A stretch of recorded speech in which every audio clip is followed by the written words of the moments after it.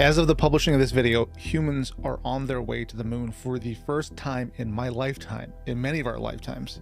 And being the space nerd channel that this is, I wanted to visualize the real one-to-one orbit in 3D and compare it to Apollo 8 and Artemis 1. But in doing so, I've realized that I didn't know much about the moon's orbit. Oh, wow. I knew the tides go in and the tides go out, and I could explain that, but there is so much more detail that I didn't know about it. So let's take a look at the trajectories of Artemis 1 and 2 and their spiritual predecessor, Apollo 8. Okay, but also, I actually, guys, I failed at KSP, but I swear I know this if I'm locked in. I swear I know this. I swear. So the orbit of the moon itself, which is kind of weird. To start off with, this is the Earth and the moon to scale. After doing all these interstellar videos, it's nice to be able to see something from scale that's actually intelligible. The moon's orbit is almost perfectly circular too, which is kind of I know the moon moves, 43. But when you set up a maneuver, it'll compute the moon's movement. Because I wasn't using the tool, I kept forgetting, you cannot just eyeball it. When you use the maneuver tool, it shows you when you're going to be in it with the projections. Surprising to me, its eccentricity is only 0.05%, which from this distance, from any distance really, you can't tell the difference between a perfect circle and that. But it is slightly offset, which means that there's about 26,000 miles between the lowest and highest orbital points, which are called periapsis and apoapsis. And if you're not a space nerd or a Kerbal Space Program enthusiast, periapsis and apoapsis are the names for the lowest and highest points in an orbit. But there are also other terms you might hear like perigee and apogee, which I thought were synonymous for a long time, but they're not. The difference is that apoapsis and periapsis are universal to all orbits, and perigee and apogee are specific to orbits around the Earth. Likewise, the moon has its own version of this for objects orbiting it. Perilune and apolune. Also periselene and aposelene. There's always more than one term in astronomy terms. I'm going to be started. We're going to look at this from the heliocentric plane of the solar system, the plane of the planets, not the Earth's. So it does this, right, Jet? So Jet, it does this, right? Wham, wham, wham, wham, wham, wham, wham, wham, wham. And it offsets. It's not just like this, right? Equator, which this is how it's tilted from this frame of reference. On this frame of reference, the moon's orbit is tilted 5.1 degrees, so you can kind of see how that looks here. And it makes one complete orbit around the Earth once every 27.3 days. And I am a little embarrassed to admit that it doesn't seem like the moon orbits the Earth. You look at it and it looks like it's facing you the whole time, and that's because it's tidally locked, which I had a hard time wrapping my head around, honestly. The way I ended up trying to understand it and the way I'm going to visualize it here is to exaggerate the gravitational pull the Earth and the moon exhibit on each other. Billions of years ago, after the moon took shape, it was freely spinning, but it wasn't and still isn't a perfect sphere. It has a little tidal bulge to it, which I've greatly exaggerated here into this egg shape. But that little bulge was enough so that with every spin, the Earth's gravity tugged on the moon, slowing its spin down until it came to rest. This is tidal locking, and it's the same force as you might imagine that creates the tides on Earth in reverse. If there was an ocean on the moon... Because it's ellipse-shaped, as it's spinning, it's pulling the long face down, and it's slowing down. It's why it's doing that? There would be a permanent high tide and low tide. And by the way, the moon does exert a force on the Earth's spin too, and our days are getting 2.3 milliseconds longer per century. So I guess we got that going for us. Before we get to the Artemis missions, I want to go back in time and look at Apollo 8.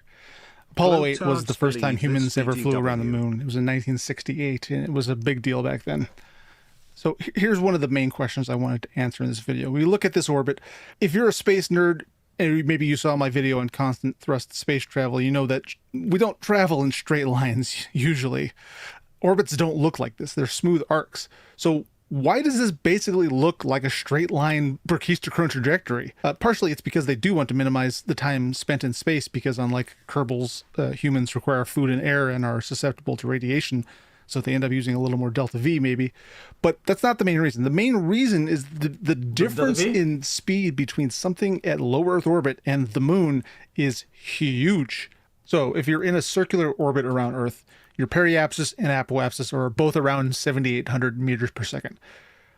And when you burn at periapsis to raise your apoapsis to get to the moon, because of Keplerian physics, you stay in the same place, but your apoapsis gets higher and, perhaps counterintuitively, slower.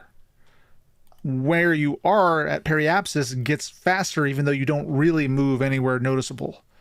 In this example, the orbital speed slows down to almost a hover at 193 meters per second. It's like throwing a ball into the air, except for not. I know this. I understand this. Changing that much speed in that short of a distance is what creates this highly eccentric orbit. In contrast, Earth and Mars are much closer in velocity and also much further away from each other. If you maintain the angle of attack, right, and you keep accelerating, right, that ellipse will skyrocket all the way out until you stop the burn. So you line your shit up properly, and then you stop burning, and then boom. So it's so a proportionally smaller change. That's why those transfers look more circular. If we add back in the moon's gravity, we can see how it sort of pulls the ship into more of a straight line and kind of sucks it into orbit. That's why it looks like a straight line. And space nerds, I'm sure, will note that at some point the ship enters the moon's sphere of influence, which is when the moon's gravity exerts more influence than the Earth's gravity. But changing to that frame of reference is confusing and only really necessary if you're doing patched conic math and or orbital maneuvers around another body. There are many perspectives to view things from in space. From one perspective, a case could be made that the moon is not orbiting the Earth, but orbiting the sun. And Minute Physics has a great video on this explaining that perspective. But we're going to keep this from an Earth-centered inertial... Oh, dodecagon. Chat, is it simultaneously, chat, like, being pulled by both? That's why it's doing this deviation like that? An Earth-centered inertial point of view, because it best illustrates what I'm trying to visualize. 3 days after launch, Apollo 8 entered orbit of the moon and burned to circularize their orbit at about 69 miles above the... Because there's always a bigger fish to fry. As in, there's always a bigger thing making us deviate towards some other shit. And some other shit deviate from other... Because there's always a bigger thing that is pulling somehow, no? Surface. This is what a circular orbit looks like from the Earth's point of view. And it was at this point, after about 4 orbits, when the famous Earthrise photo was taken. Just a quick historical note. Although we remember Apollo 11 as the historic moment of the Apollo program, the real initial shock of the moon program was Apollo 8. Historians have noted its impact on the culture at the time and arguably since. And also, behind the Iron Curtain, this was a huge blow to the Soviets' morale. In the amazing book, if you haven't read it, Challenge to Apollo, Asif Siddiqui paints a seldomly shown picture of the Soviets' perspective on the space race. He describes this moment as a moment where they feel like they lost the race right then and there. Of course, we wouldn't know this for decades to come. Obviously, the Apollo 8 astronauts didn't know this either. They were still orbiting the moon, which is awesome. And after a few more orbits, a total of 10 orbits, they burned back. What if the Soviets didn't give a shit about all this bullshit, and they were never even close of getting there? And they were just pretending that they were going to go so that the U.S. would bankrupt themselves. Again, to come from the moon. Re-entering from the lunar orbit is notoriously difficult. You'd think we're just coming back from the same point we came from, right? Well, remember how we burned at periapsis to get to the moon? We raised our speed from 8,000 to 11,000 meters per second, which might not sound like a lot, but 3,000 meters per second is not kind to materials. The heat shield needed is nearly twice as much.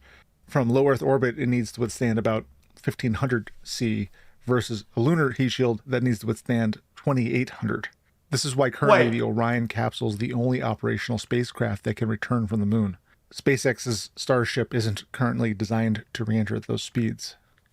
Really? Maybe the eagle-eye viewers might have noticed this little gap in the moon's orbit. That's not a mistake. You remember how I said the moon's orbit is offset? Well, so it's possible to come back too fast. It's not just offset. It moves every orbit. Its inclination stays the same, but the sun pulls the whole orbit forward just a little bit. It's called precession. 24 and it actually precesses xQc. around 3 different axes, which is why it's not in the exact same change every orbit. It has a little bit of organic noise nature to it. But the precession that is obviously visible is this hula hoop axial precession, which the moon completes a full cycle of every 18.6 years. Oh, so it's not a sphere entirely. It's just a cycling offset. Here it is again from the side.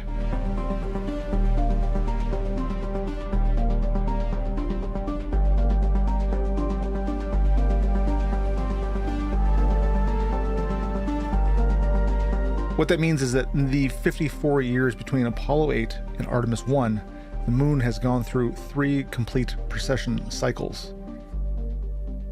The Artemis 1 mission was launched unmanned in 2022, and it was much longer than either Apollo 8 or Artemis 2. It was in space for over 25 days. It looks like a yo-yo. And maybe this was more like a Kerbal launch because there's no food or air consumption by humans to worry about. And it also came much closer to the surface of the moon than Artemis 2 will. And at this point in the Whoa, what the fuck is that? What kind of fucking technique is this? Orbit, it was within 81 miles of the lunar surface. And as you can see, it also has a much different orbit. They call it distant retrograde orbit, which is just sort of hanging out in high orbit in the moon's sphere of influence until it coasts back. Retrograde, Chad, is when you push against within range and gets flung back at Earth.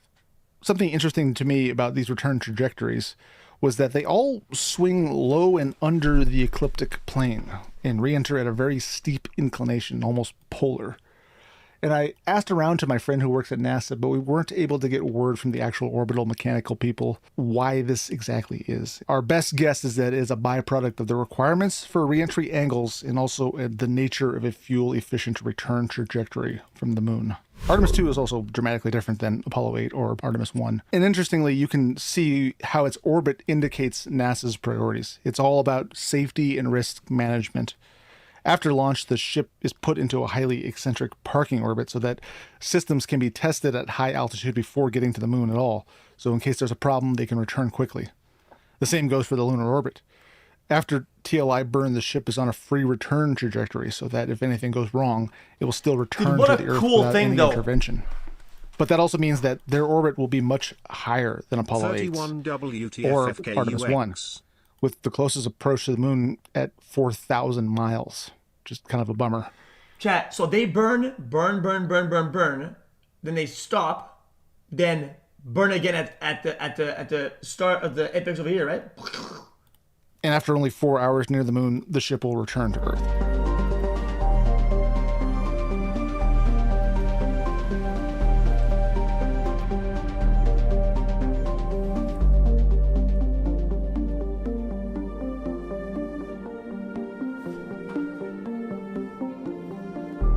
Chat, there's a little bit more than I thought you had to calculate on this motherfucker.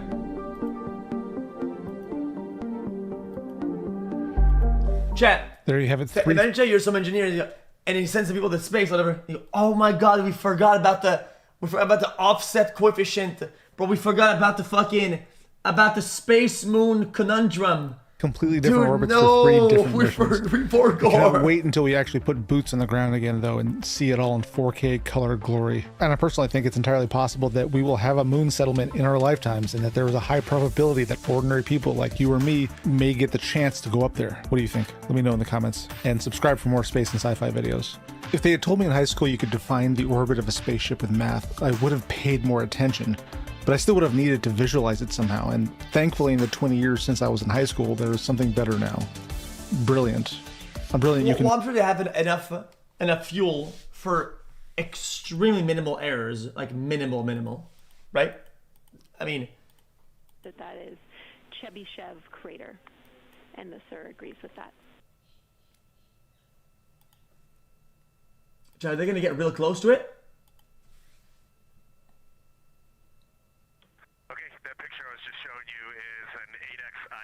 Out the docking hatch for the high grazing angle. It's just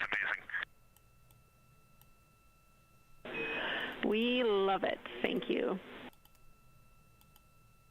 Chat.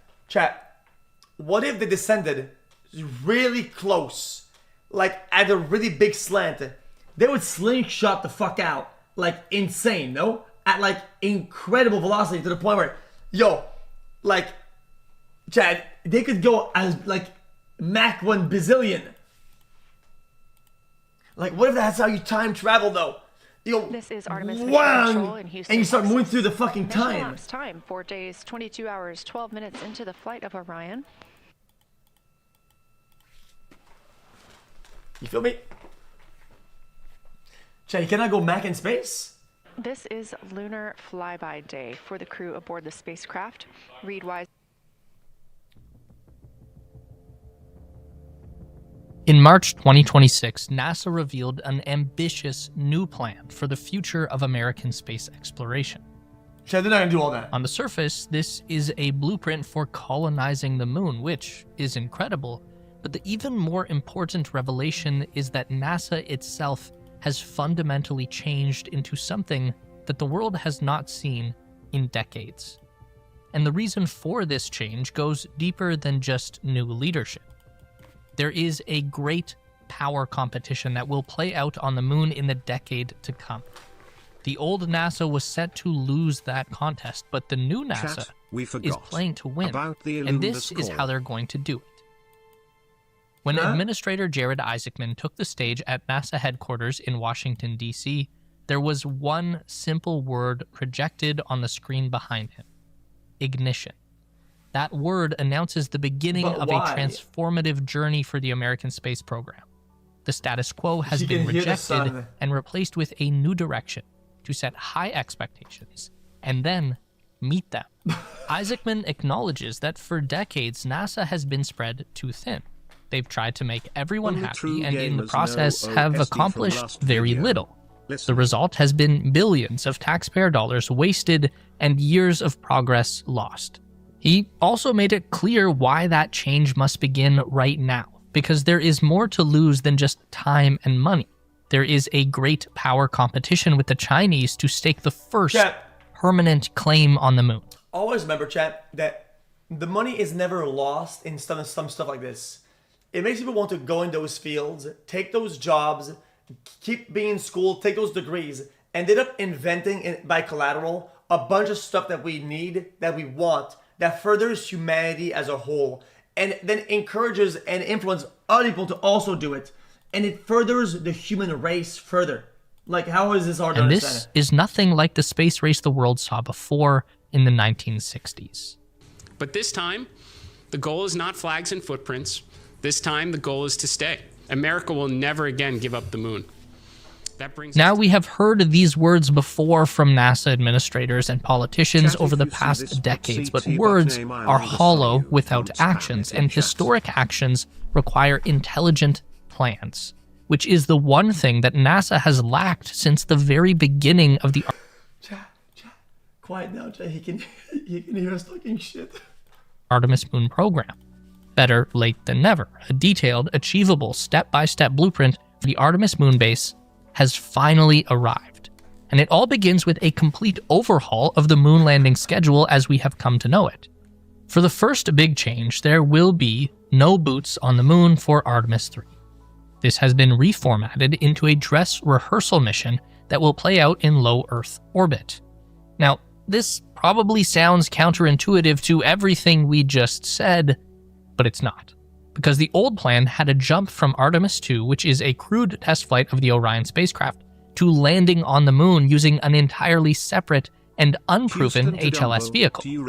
This was an unachievable goal, and the risk factor was so high that it never would have gotten off the ground. So the launch date became a can that was kicked further and further down the road with every year that passed. Under the new direction, Artemis 3 will instead feature the crewed Orion spacecraft and the Chat, I don't get that much with this, low-key.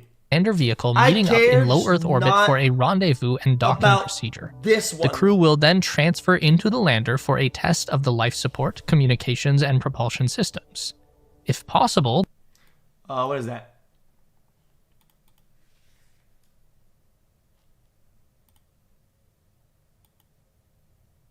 Lag?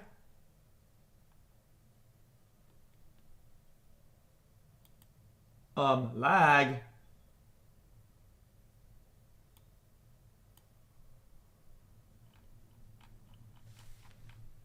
I told you guys, if I turn on hardware acceleration, is it gonna crash?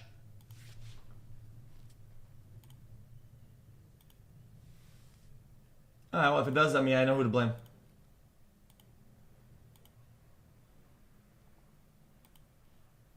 And edit.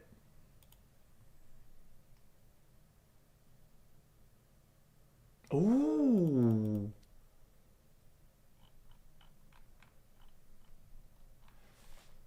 Wait, so it shows where they're at?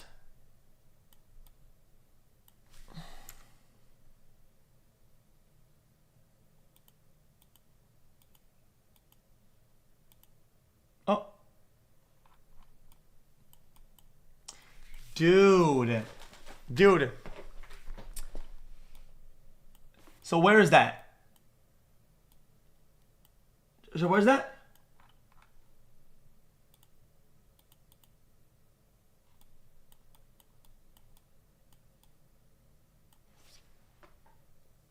Huh?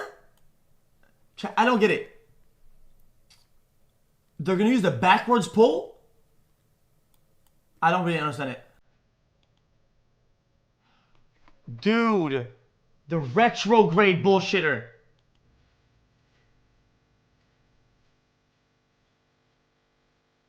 No, it's gonna be there when they get there.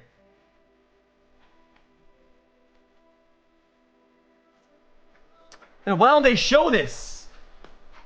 Why don't they show this then? No. Chat, am I wrong? Or are they gonna use... No. I think they're gonna use the backwards pull. Chat, technically, if you were to get pulled in, right? And on the apex, you retrograde boost backwards. Wait, that's just the opposite of retrograde. That's prograde. Whatever. That would work, right? Chat, if you counter boost when you're being pulled backwards, then you would slingshot the other way around. You absolutely could. And that's what they're doing.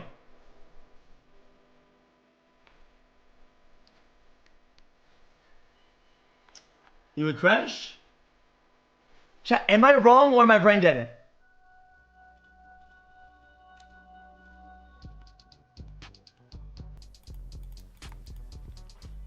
Chat, am I wrong or am I brain dead? Which one is it?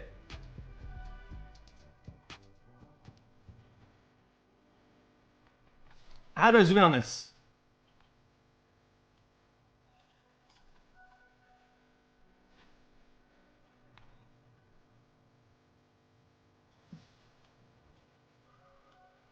Chat, please explain it.